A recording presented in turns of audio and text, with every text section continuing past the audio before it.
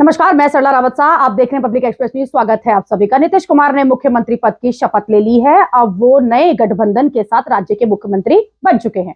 मुख्यमंत्री नीतीश कुमार को बिहार की जनता समझने की कोशिश कर रही है। लंबे समय से उन्हें समझने की कोशिश कर रही है। देश की जनता भी उन्हें समझने की कोशिश कर रही है।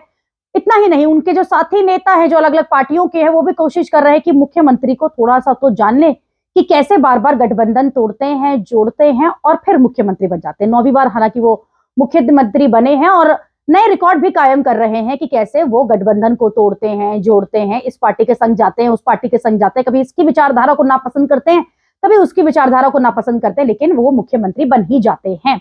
2000 से लेकर अब 2024 तक अलग अलग पार्टियों के नेता उन पर अब हमला भी कर रहे हैं, नीतीश कुमार की आलोचना भी करते हुए दिखाई दे रहे हैं। एनसीपी के प्रमुख शरद पवार का कहना है कि अब भी नहीं समझ पा रहे हैं कि 10-15 दिन में आखिरकार ऐसा क्या हो गया कि जो विपक्ष को बीजेपी के खिलाफ एकजुट करने वाले नीतीश हैं, वो उनसे ही जाकर मिल बैठे हैं। वहीं ममता बनर्जी ने तो इसे छुटकारा ही मान लिया, वो खुश हो गई हैं। अखिलेश यादव ने ट्वीट कर सोशल मीडिया पर लिखा है कि भाजपा अपने जीवन काल में इतनी कमजोर कभी नहीं थी जितनी वो आज होगी, यानी कि जिस दिन नीतीश कुमार ने शपथ ली है। आज विश्वासघात का नया कीर्तिमान बन गया है। जनता इसका करारा जवाब देगी। कोई आप पर फिर विश्वास करेगा नहीं। एक व्यक्ति के रूप में किसी का इससे बड़ी हार और नहीं हो सकती है, ये कहा है अखिलेश ने। आरजेडी के नेता और लालू प्रसाद के बेटे ने भी सोशल मीडिया पर उन पर हमला किया है और लिखा है, गिरगिट तो बस यूं ही बदनाम है, रंग बदलने की रफ्तार से तो पलटेस कुमार को भी गिरगिट रत्न से सम्मानित करना चाहिए, ये देश प्रताप कह रहे हैं। और गिरगिट नीतीश कुमार को जयराम रमेश भी कह चुके हैं।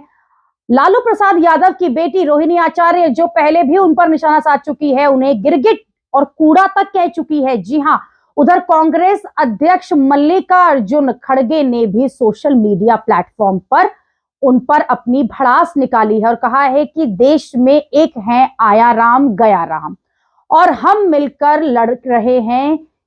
जब मैंने लालू जी और तेजस्वी से बात की थी तो उन्होंने भी कह दिया था कि नीतीश कुमार जा रहे हैं, अगर यह रुकना चाहते हैं तो रुक जाता, लेकिन ये रुकना नहीं चाहते हैं, इसलिए ये बात हमें पहले से ही पता थी।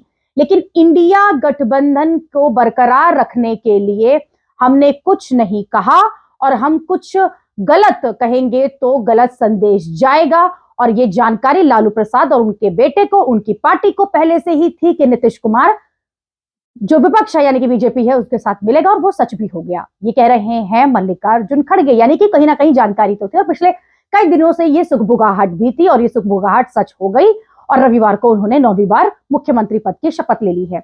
बड़ी अजीब सी कहानी है, लेकिन ये राजनीति है, यहाँ ये सब कुछ चलता है। अभी के लिए इतना ही। अगली खबर में आपसे फिर होगी मुलाकात। देश और दुनिया की खबरों के लिए आप देखते रहिए, आप जुड़े रहिए पब्लिक एक्सप्रेस न्यूज के साथ। धन्यवाद।